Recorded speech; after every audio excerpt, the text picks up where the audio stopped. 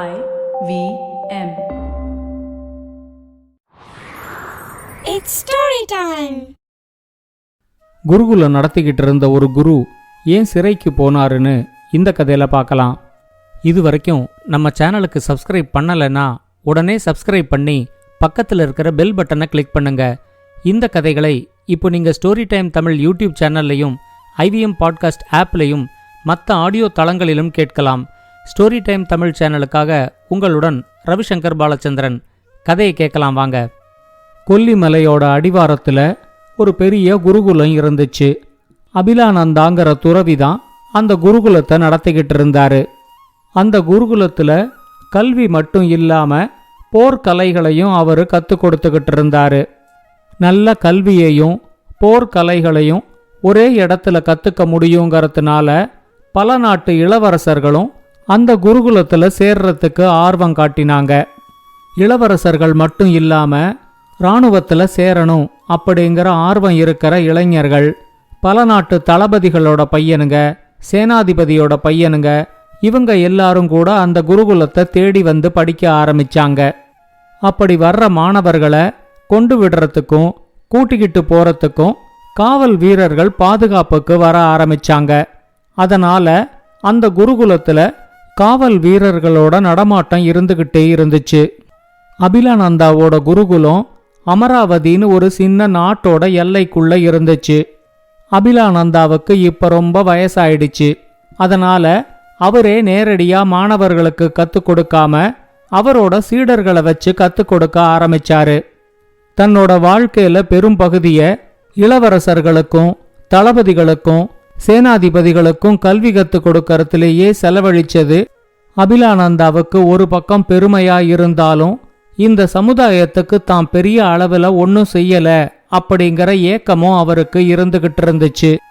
இனிமே இந்த குருகுலத்திலேருந்து விலகி இருந்து இந்த நாட்டுக்கும் நாட்டு மக்களுக்கும் ஏதாவது தொண்டு செய்யலாமா அப்படின்னு அவர் யோசிச்சுக்கிட்டு இருந்தாரு. இப்படி இருக்கிறப்போ திடீர்னு ஒரு நாள் அவரோட குருகுலத்துக்கு சில காவல் வீரர்கள் வந்தாங்க. அந்த குருகுலத்துல காவல் வீரர்களோட நடமாட்டம் இருக்குங்கிறதுனால முதல்ல அவங்க வந்தப்போ யாருமே அவங்கள கண்டுக்கல. யாரோ ஒரு மாணவனோட பாதுகாப்புக்காக அவங்க வந்திருக்காங்க அப்படிங்கிற எண்ணம் தான் அங்க படிச்சுக்கிட்டு இருந்த எல்லாருக்குமே இருந்துச்சு. ஆனா வந்திருந்த காவல் வீரர்கள் அபிலானந்தாவை கைது செய்யறதுக்காக வந்திருக்கிறதா சொன்னதும் மாணவர்கள் எல்லாருமே ரொம்ப அதிர்ச்சி ஆயிட்டாங்க. சொல்லி வச்ச மாதிரி அத்தனை மாணவர்களும் தங்களோட கத்தியை உருவிக்கிட்டு காவல் வீரர்களோட சண்டைக்கு கிளம்பிட்டாங்க. அந்த குருகுலத்துல ஒரு பெரிய கலவரம் ஏற்படக்கூடிய சூழல் வந்துடுச்சு. எதுக்காக இந்த கைது நடவடிக்கை அப்படின்னு குருகுலத்துல இருந்த எல்லாரும் விசாரிச்சப்போ வந்திருந்த காவல் வீரர்கள் அபிலானந்தா ஒரு கம்பளி போர்வைய திருடிட்டாரு அப்படின்னு சொன்னது அவங்களோட அதிர்ச்சியை இன்னும் ரொம்ப அதிகமாக்கிச்சு. அபிலானந்தா தன்னோட சீடர்கள் கிட்ட எல்லாரும் அமைதியா இருங்க, இந்த நாட்டு காவல் வீரர்கள் அவங்களோட கடமையை செய்யட்டும் அப்படின்னு சொன்னதும் சீடர்கள் கொஞ்சம் அமைதியானாங்க. வந்திருந்த காவல் வீரர்கள் அபிலானந்தாவை கைது செஞ்சு கூட்டிக்கிட்டு போனாங்க. குருகுலத்துல படிக்கிற மாணவர்கள் எல்லாருமே அரசாங்கத்துல செல்வாக்கோட இருக்கிறவங்களோட பையனுங்கிறதுனால குரு அபிலானந்தாவுக்கு என்ன தேவைப்பட்டாலும் அதை கொடுக்கக்கூடிய தகுதியோட இருந்தாங்க. அதனால தான் ஒரு கம்பளி போர்வையை திருடிட்டாரு அப்படின்னு அவர் மேல ஒரு குற்றம் சாட்டப்பட்டப்போ அங்க இருந்த எல்லா சீடர்களுமே ரொம்ப கொதிச்சு போயிட்டாங்க. யார் இந்த புகாரை அபிலானந்தா மேல கொடுத்ததுன்னு கண்டுபிடிச்சு அவங்கள பழிக்கு பழி வாங்கணும் அப்படிங்கிற எண்ணம் எல்லா சீடர்களுக்குமே இருந்துச்சு. நீதிமன்றத்துல இந்த வழக்கு வரும்போது தீர்ப்பு தங்களோட குருவுக்கு சாதகமாத்தான் இருக்கும் அப்படின்னு எல்லா சீடர்களுமே உறுதியா நம்பினாங்க. ஆனா அவங்களோட எண்ணத்துக்கு நேர்மாறா தீர்ப்பு வந்துச்சு. நீதிமன்றத்துல நீதிபதி குரு அபிலானந்தா கிட்ட கம்பளி போர்வைய திருடின குற்றத்தை நீங்க ஒத்துக்கிறீங்களா அப்படின்னு கேட்டதும் குருவும் ஆமா, நான் ஒரு கம்பளி போர்வைய திருடினேன், குற்றத்தை நான் ஒத்துக்கிறேன் அப்படின்னு சொன்னதை கேட்டதும் எல்லா சீடர்களுமே மறுபடியும் ரொம்ப அதிர்ச்சி ஆயிட்டாங்க. குரு விடுதலை ஆயிடுவாரு அப்படிங்கிற எண்ணத்தோட இருந்த சீடர்களுக்கு எல்லாம் இது பெரிய ஏமாற்றத்தை கொடுத்துச்சு. குருவே குற்றத்தை ஒத்துக்கிட்டதுனால நீதிபதி குருவுக்கு 6 மாசம் சிறை தண்டனை விதிச்சாரு. இந்த 6 மாசமும் அவரு சிறைச்சாலையில எப்படியெல்லாம் கஷ்டப்படுவாரோ அப்படின்னு நினைச்சு குருகுலத்துல இருந்த அவரோட சீடர்கள் எல்லாம் ரொம்பவே கஷ்டப்பட்டாங்க. 6 மாச சிறை தண்டனை முடிஞ்சு குரு மறுபடியும் குருகுலத்துக்கு வந்து சேர்ந்தாரு. அவர்கிட்ட இத பத்தி எதுவும் கேட்டு அவரோட மனச நோகடிக்க வேண்டாம் அப்படின்னு சீடர்கள் முடிவு பண்ணாங்க. ஆனா சிறைச்சாலைக்கு போயிட்டு வந்தது குருவோட மனச எந்த விதத்திலையும் பாதிச்ச மாதிரியே தெரியல. அவர் முன்னாடி எப்படி இருந்தாரோ அப்படியே தான் இப்பவும் இருந்தாரு.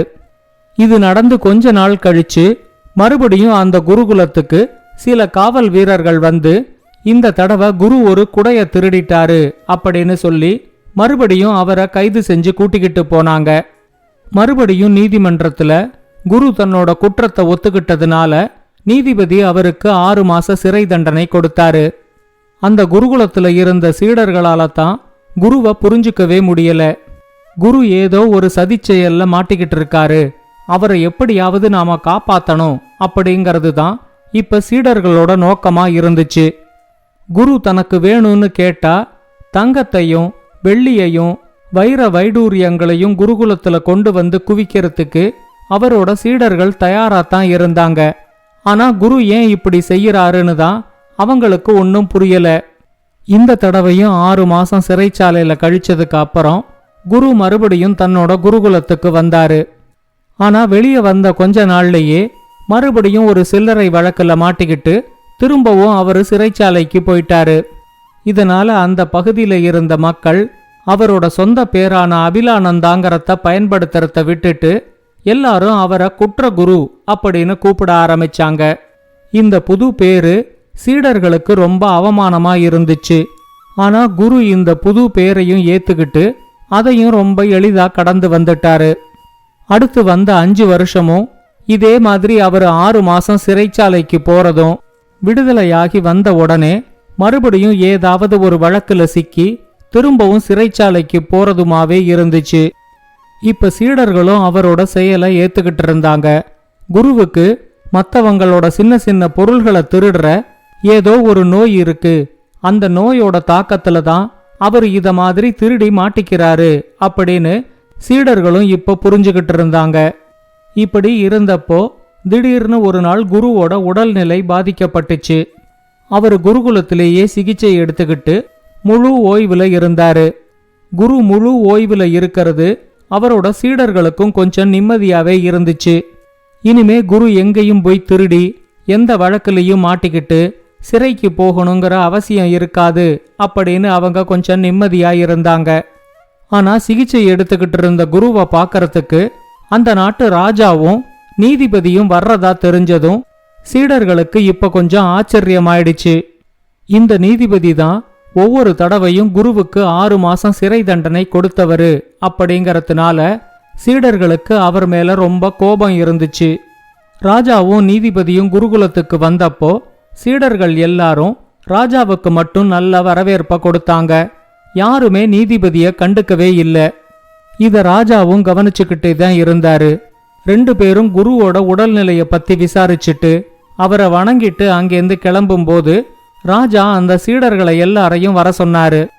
அவங்க கிட்ட நீதிபதிய காட்டி, இவர் மேல உங்க எல்லாருக்கும் கோபம் இருக்கிறது நியாயம்தான், ஆனா நீங்க நினைக்கிற மாதிரி மத்தவங்களோட சின்ன சின்ன பொருள்களை திருடுற அளவுக்கு உங்க குருவுக்கு எந்த நோயும் இல்ல.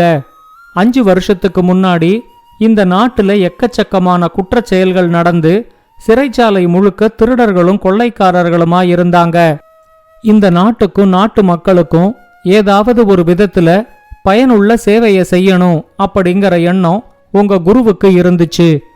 குரு இந்த நீதிபதி கிட்ட தன்னோட எண்ணத்தை சொன்னதும் சிறைச்சாலையில இருக்கிற திருடர்களும் கொள்ளைக்காரர்களும் படிக்காததுனாலதான் இத மாதிரி குற்றச்செயல்ல ஈடுபடுறாங்க, அவங்களுக்கு நல்ல நெறிகளை சொல்லி அவங்களோட மனசை மாத்த முடியுமா அப்படின்னு நீதிபதி கேட்டாரு. ஆனா சிறைச்சாலையில இருக்கிற கைதிகளுக்கு வெளியேந்து ஒருத்தர் வந்து பாடம் எடுத்துட்டு போறத விட அவங்களோட கூட இருக்கிற ஒருத்தர் நல்ல நெறிகளை கத்துக் கொடுத்தா அது அவங்க மனசுல இன்னும் நல்லா பதியும், அவங்க மறுபடியும் குற்றச்செயல்ல ஈடுபட மாட்டாங்க அப்படின்னு குரு நினைச்சாரு. அதனால அவரு தானே சின்ன சின்ன வழக்குகள்ல சிக்கி 6 மாச சிறை தண்டனையோட சிறைச்சாலைக்குள்ள போற மாதிரி பார்த்துக்கிட்டாரு. சிறைச்சாலையில மற்ற கைதிகளோட தங்கி இருந்து அவங்களுக்கு நல்ல நெறிகளை கத்துக் கொடுத்ததுனால இன்னைக்கு நம்ம நாட்டோட சிறைச்சாலைகள்ல குற்ற வழக்குல சம்பந்தப்பட்டிருக்கிற கைதிகளோட எண்ணிக்கை ரொம்பவே குறைஞ்சிடுச்சு. இதனால அவருக்கு குற்றகுருன்னு ஒரு பேர் வந்ததை கூட அவரு ரொம்ப பெருசா எடுத்துக்கல. சொல்லப்போனா அவருக்கு ஒவ்வொரு தடவை 6 மாச சிறை தண்டனைய கொடுக்கும் போதும் உங்களை விட அதிகமா இந்த நீதிபதி தான் ரொம்ப வருத்தப்பட்டிருக்காரு. இந்த விஷயம் உங்க குருவுக்கும் இந்த நீதிபதிக்கும் மட்டும்தான் தெரியும். வேற யாருக்கும் தெரியாத மாதிரி இவங்க 2 பேரும் பார்த்துக்கிட்டாங்க. சொல்லப்போனா உங்க குருவோட உடல் நலம் கெட்டு போய் அவரு குருகுலத்துல முழு ஓய்வுல இருக்கிற இந்த நேரத்துல தான் எனக்கே இத பத்தி தெரிய வந்துச்சு.